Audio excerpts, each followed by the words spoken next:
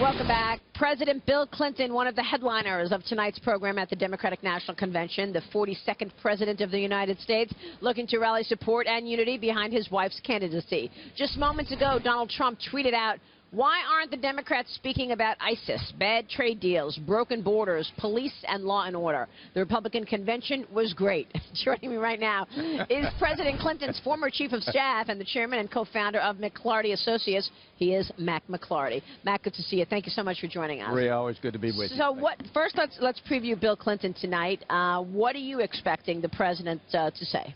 I don't think anyone kind of prosecutes a case, so to speak, makes a case better than Bill Clinton. It's a little tricky making that case for his wife, whom he loves and respects, and he's very, very proud. But I really expect him to do it in a Bill Clinton-esque manner, and I think he'll have the hall right in the palm of his hand, and I think he'll have the viewers in the palm of his hand. He'll make a strong case. Well, he really resonates with so many people, and even after all of the divisiveness and the debate about where we are, people do support Bill Clinton. Well, I think Secretary Clinton is running as a bridge builder. That's a Bill Clinton characteristic, too, and I think it was a hallmark of his presidency, and I think he'll make that point. And, of course, the big headline coming into the convention was this DNC email scandal. Debbie Wasserman Schultz loses her job over it. How much of an issue is this still for the campaign and for the Dems? You can't make this stuff up. Yeah, it's amazing. It really is. I think it's unfortunate. I like Congressman Wasserman Schultz very much. Respect her. I think she made the right decision stepping down. I think we're getting beyond it. I mean, it really. I think it was in May, late May, when the emails came out. So the election was already decided. The primary was already decided. But I think people want a fair process. And as chairman of the party, I was on the national committee when Bob Strauss was chairman many years ago. And that's the hallmark of a chairmanship. You've got to be unbiased and fair. So I think she made the right decision, but I think the convention will move on. Yeah, I mean, that's exactly it. People, regardless of what side you're on, just want to make sure that it's a fair process and that nobody's cheating. That's the hallmark of a democracy. Right. And that's kind of part of this campaign. So those Sanders supporters last night, they were in the room, they were outside. They were loud. They were loud. Yeah. Even Sarah Silverman, who, I don't know, what did you think about Sarah Silverman coming out and saying, look, I support Bernie Sanders? Well, I thought that was good. She also chastised some of the supporters, you know. But, Maria, the hall was packed, and that's a sharp contrast to the Republican convention.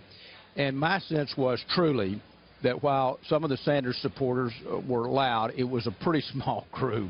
And I also thought Senator Sanders, I thought, did a fine job. I think he hit just the right balance. First half, he really spoke to his supporters who threw their hearts over the bar, and he ran a remarkable campaign. But then he, without any equivocation, endorsed Secretary Clinton. Now that's a sharp contrast to the Republican convention. I've got to tell you, we were there in Cleveland last week, and it was extraordinary to see the jam-packed auditorium last night. Yeah, and it wasn't like that. Yeah, exactly. Certainly that's on day point. one for the Republican convention. You're absolutely right. You got it. What about the idea that ISIS was not mentioned? I mean, there were 61 speeches last night. Not one of them took on national security or ISIS and terrorism.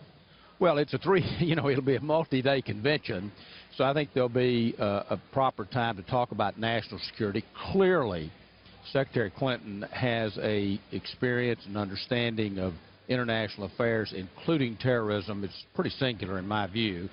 And I think the Obama administration, despite some of the criticism, has been fully engaged on this issue. So I think we'll hear it. I do think, though, Maria, that to emphasize the doom and gloom too much. I mean, we got to be realistic about our problems, but we've also got to go forward with the country and solve these problems. That's really what's before us. So I think it'll come. Well, it's true. And if they're too doom and gloom, it's going to sound like Trump, and they've been criticizing. Well, I don't think we run a risk of that. I think not just doom and gloom sounding like Trump. I think the line of demarcation will be clear. What do you think Hillary's policy will be against ISIS? I mean, look, a lot of criticism around President Obama the last couple of years that he hasn't addressed this as effectively as he should have, that we should have gotten in front of ISIS because they're getting stronger and stronger.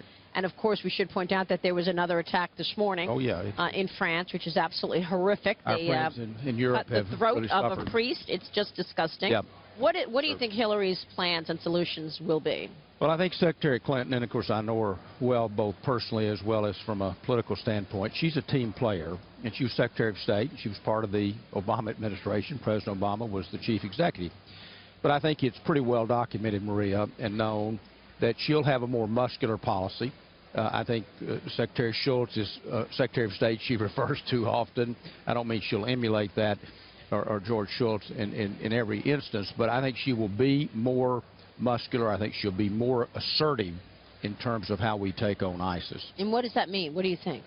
Well, I think she'll keep all of her options open, but I think she will likely be more open to a more aggressive policy, and not necessarily troops. I think there's great reservation about that. Sure. But much more active intelligence gathering, and I think she will be able to rally our allies much better than we maybe, and I think maybe we've done to date, but also the time is more serious now, so timing has a lot to do with it. Yeah, it sure is, and our allies... I think this will be a strength for us, my point. And our allies in the Mideast have said, look, we want to join the fight, but we're not going to do it while Assad is in power.